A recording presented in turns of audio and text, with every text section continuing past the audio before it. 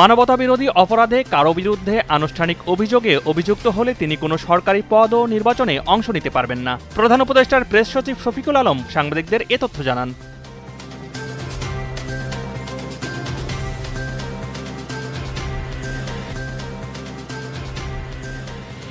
২১ August grenade হামলা মামলায় তারেক রহমান সহ সব আসামির খালাসের সংক্ষিপ্ত রায় প্রকাশ করেছেন সুপ্রিম কোর্টের আপিল বিভাগ। সকালে এ মামলায় সব আসামিকে খালাস দেন আদালত।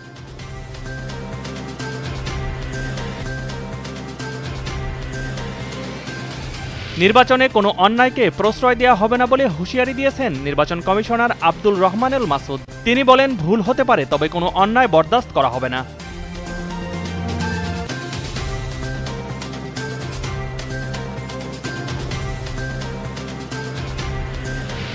রাজধানীর শাহবাগ থানার সন্ত্রাস বিরোধী আইনের মামলায় আওয়ামী লীগ সরকারের সাবেক মন্ত্রী আব্দুল লতিফ সিদ্দিকী ও সাংবাদিক মঞ্জুরুল আলম পান্নার জামিন আবেদন নামঞ্জুর করেছেন আদালত।